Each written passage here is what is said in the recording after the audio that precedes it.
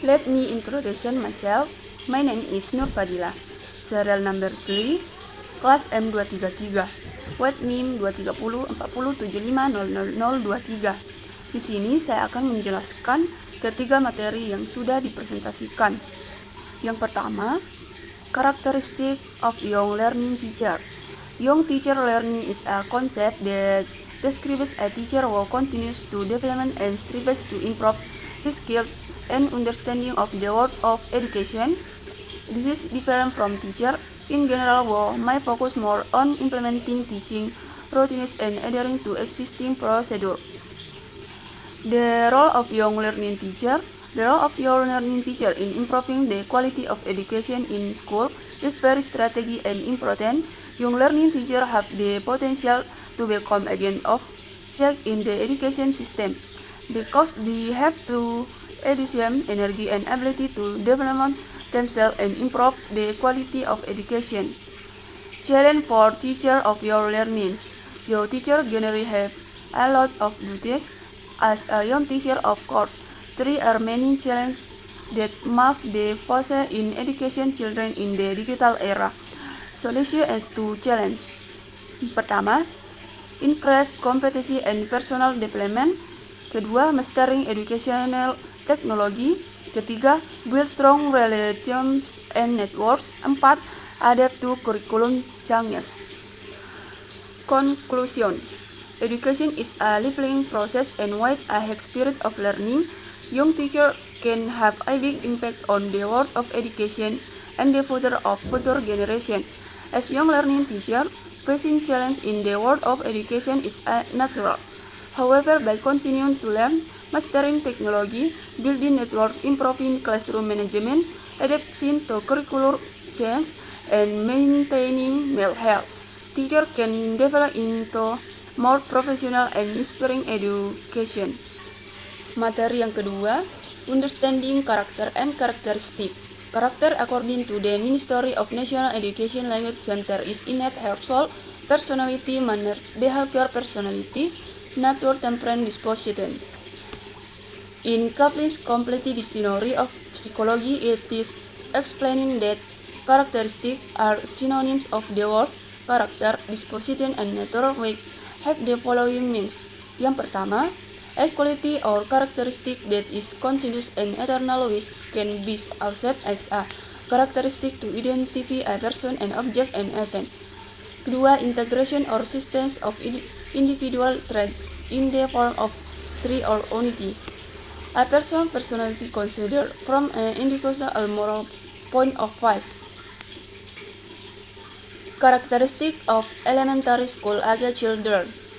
Yang pertama, there is a high positive correlation between physical condition and achievement, attitude to submit to the rules of the traditional game. Ketiga, there is a tendency to praise oneself. Features and details of in class. Pertama, interest in concrete practical everyday life. Very realistic, curious, and eager to learn. Towards the end of this period, there is an interest in special things or subject as special tasks begin to emergency. Physical, social, and emotional development of elementary school students. The following in the physical, social, and emotional development of elementary school students. Yang pertama, physical motor development. 2. Social development. 3. Emotional development. Materi yang ketiga, the rules of young learner. The should collect your learners here are elementary school student again between 6 sampai 12. They can be divided into two groups. Namely, the younger group 6 sampai 8 years and the older group 9 sampai 12 years. Characteristic of age 5 sampai 7 years.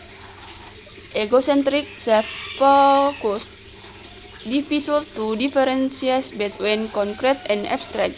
Learn more effectively with stories and games. Like to reality learning to personal life. Kedua, karakteristik of age 8 sampai 10 years. Begin to understand reciprocal relation. Can distinguish facts from fiction. more ready to work together and share, starting to understand more abstract concepts. The role of your learning in SAP. As an active learner, as a natural imitator and learner, as a language user in everyday context, as a language habit former, as a barrier breaker in learning for language, as a collaborator in learning, as a motivator for yours and the surrounding environment.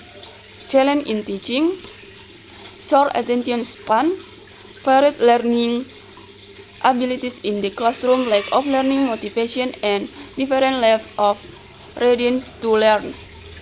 Nah, di sini saya juga akan menjawab 6 pertanyaan dari rekan-rekan sekalian. Yang pertama, pertanyaannya yaitu, how should learning models designed for elementary school children be adapted to their characteristics, especially their need for activities and games? How can learning models such as contextual teaching and learning be adapted to meet the needs of elementary school children? Nah, model pembelajaran untuk anak sekolah dasar harus disesuaikan dengan karakteristik mereka, terutama kebutuhan akan aktivitas fisik dan permainan. Anak-anak pada usia ini belajar lebih efektif melalui pengalaman langsung, eksplorasi, serta keterlibatan aktif dalam proses belajar. Oleh karena itu, model pembelajaran seperti contextual teaching and learning perlu diadaptasi agar sesuai dengan kebutuhan perkembangan mereka. Cara adaptasi model CTL untuk anak sekolah dasar.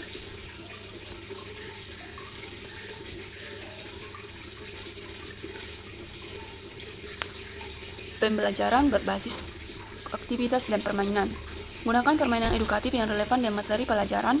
Misalnya dalam pembelajaran matematika, anak-anak bisa bermain permainan berhitung atau menggunakan alat peraga konkret. Pertanyaan yang kedua, as a parent or teacher, how do you apply knowledge about the characteristic of children at each phase of elementary school age development in daily interaction? Nah, jawabannya, sebagai orang tua atau guru, memahami karakteristik perkembangan anak pada setiap fase usia sekolah dasar sangat penting agar interaksi sehari-hari dapat mendukung proses belajar dan tumbuh kembang mereka secara optimal. Kelas awal, karakteristiknya, anak cenderung aktif, ingin tahu, dan senang bermain. Cara menerapkan dalam interaksi sehari-hari, gunakan pendekatan bermain dalam pembelajaran, misalnya belajar berhitung sambil bermain balok angka. Kelas tengah, karakteristiknya, mulai lebih mandiri tetapi masih membutuhkan bimbingan. Cara menerapkan dalam interaksi sehari-hari, berikan tantangan yang merangsang berpikir kritis seperti mengajak mereka menyelesaikan masalah atau proyek kelompok. Kelas akhir, mulai berpikir lebih abstrak dan dapat memahami konsep yang lebih kompleks.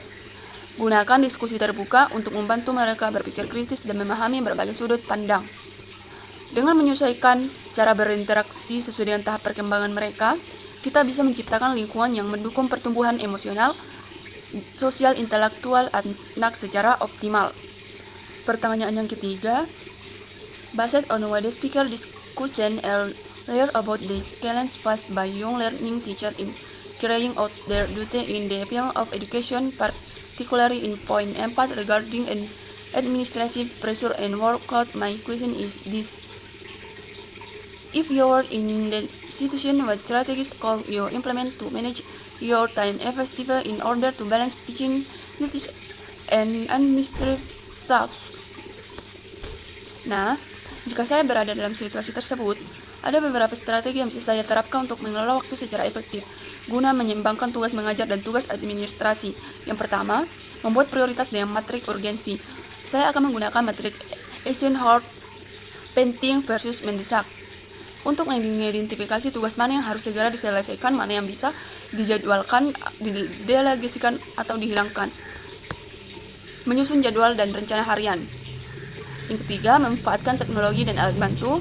Yang keempat, mendelegasikan tugas jika memungkinkan. Yang kelima, menggunakan waktu luang dengan efektif. 6. Menerapkan teknik batching. Yang ketujuh, menjaga keseimbangan dan kesehatan mental. Dengan strategi ini, saya bisa lebih terorganisir dan tidak merasa kewalahan dalam menjalankan peran sebagai pendidik. Yang keempat, is the role of a young teacher different from a senior teacher? So that you take the role of a young learning teacher as in the paper. Is there no special role that is different from the role of other senior teacher in the world of education that can truly reflect the characteristic of young learning teachers and differentiate them from senior teacher? Nah, ya, peran guru muda tentu memiliki perbedaan dibandingkan dengan guru senior dalam dunia pendidikan. Meskipun tanggung jawab utama mereka sama, yaitu mendidik dan membimbing siswa. Nah, ada beberapa karakteristik khusus yang membedakan peran guru muda dan guru senior. Yang pertama, adaptasi dan eksplorasi. Kedua, inovasi dalam pembelajaran. Ketiga, tantangan dalam manajemen kelas. Yang keempat, tekanan administratif dan beban kerja. Yang kelima, kesempatan untuk belajar dan berkembang. Keenam, hubungan dengan siswa yang lebih dekat. Nah, jadi peran guru muda tidak hanya sebagai pendidik, tetapi juga sebagai inovator, pembelajar aktif, dan tenaga pendidik yang sedang membangun kompetensi. Inilah yang membuat peran mereka berbeda dari guru senior yang lebih berfokus pada pembimbingan dan penguatan sistem pendidikan yang telah mereka jalani bertahun-tahun. Pertanyaan yang ketiga, children tend to memorize vocabulary that relates to their experience more actually. How can you teach vocabulary that is not commonly used in everyday life while maintaining student interest? Nah, permainan game-based learning tekniknya permainan tebak kata. Guru memberikan petunjuk atau definisi suatu kata, lalu siswa menebak kata yang dimaksud. Bisa dilakukan dalam bentuk kuis atau aplikasi digital seperti Kahoot. Contohnya, mengajarkan kata mikroskop dengan memberikan petunjuk. Alat ini digunakan untuk melihat benda yang sangat kecil. Metode kontekstual. Tekniknya, storytelling interaktif. Guru bisa menyusun cerita yang menarik dan menyiapkan kosakata baru di dalamnya. Siswa diajak untuk memahami makna kata berdasarkan konteks cerita. Contohnya, saat mengajarkan kata astronot, guru bisa menceritakan petualangan seorang anak yang pergi ke luar angkasa. Nah, pertanyaan yang terakhir, my question is, what action do you recommend for a teacher who teaches English to children who really have difficulty learning the language? Even Indonesian is still difficult to learn well, even if you get accused to it, especially for children who have symptoms of dyslexia. Untuk mengajar bahasa Inggris kepada anak-anak yang mengalami kesulitan belajar bahasa, terutama mereka yang bahkan masih kesulitan dengan bahasa Indonesia atau memiliki gejala disleksia, guru dapat mengambil beberapa tindakan. Pertama, menggunakan metode multisensori. Metode ini melibatkan berbagai indera, penglihatan, pendengaran, sentuhan, dan gerakan. Tekniknya, menggunakan kartu kata dengan warna berbeda, menulis huruf di pasir atau tanah liat, dan menggunakan gerakan tangan saat mengajarkan kata-kata baru. Alasannya, anak dengan disleksia atau kesulitan bahasa seringkali lebih mudah belajar jika dapat melihat dan merasakan kata, bukan hanya mendengar atau membaca. Sekian dari penjelasan materi ketiga yang bisa saya jelaskan. Mohon maaf bila ada salah kata. Wassalamualaikum warahmatullahi wabarakatuh.